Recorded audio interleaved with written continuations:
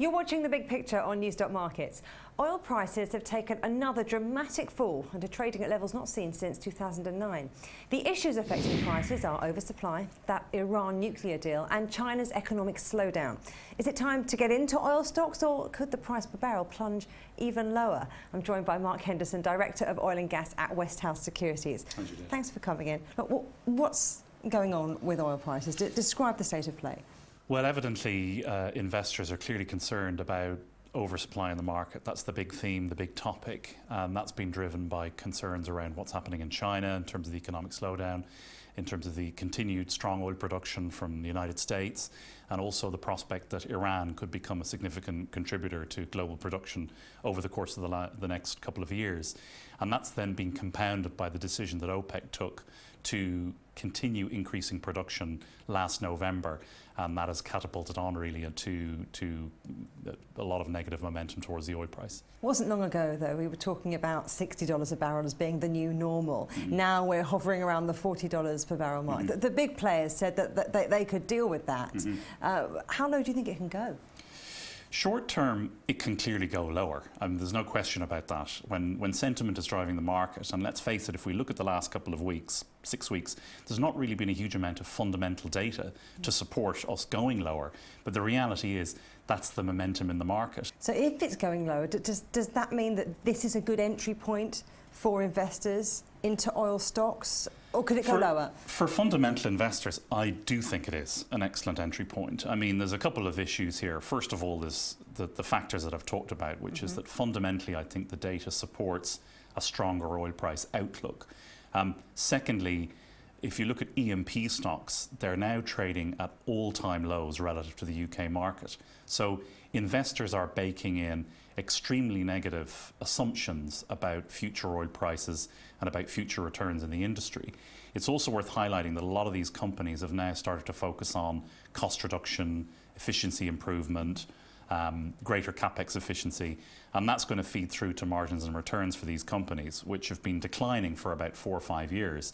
So I do think we're at or close to a turning point. On top of that, valuations are also very attractive if we look relative to history. So to answer your question, sentiment's terrible, but that's often the best time to be getting into stocks like these. Let's talk about some of those companies.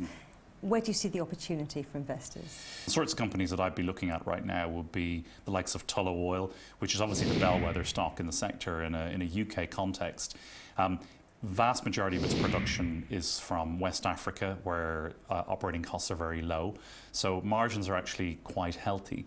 It'll be adding new production next year, again from West Africa, which will be similarly high margin production, and has got longer term plenty of potential resource opportunity in East Africa as well. So that's a stock that I like. On the more mid-cap end of the range, Ithaca Energy in the North Sea is a stock that I would also like. Ithaca Energy has been a troubled stock for the last 12-18 months because it's been dominated, the investment case has been dominated by a big development project in the North Sea called Greater Stella.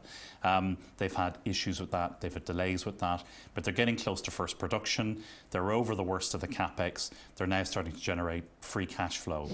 Looking at slightly smaller stocks again, Lek Oil, which is a small company focused on E&P in Nigeria, will be delivering first production from a marginal field within the next couple of months. It also has 30% stake in one of the biggest oil discoveries that was made in 2013. So it is again geared into significant upside should the oil price start to recover. And then finally, for the slightly more, I suppose, exotic investor, there are a couple of stocks that I would highlight. Andes Energy in Argentina, which is a fairly significant producer, the largest independent onshore Argentina. It's producing oil from the Vaca Muerta shale play, but also from conventional reservoirs in Argentina. They have a fixed price of about $75 a barrel, which means that their margins are being preserved at the moment, but it will be delivering very strong production growth over the next 2 to 3 years as it's partnered with YPF, which is at the moment investing quite significantly in growing production. And then finally, Oilex, which is an oil and gas producer in India, looking to open up its significant resource in the Cambay Basin, which is in Gujarat State. Gujarat State home to about 250 million people in total.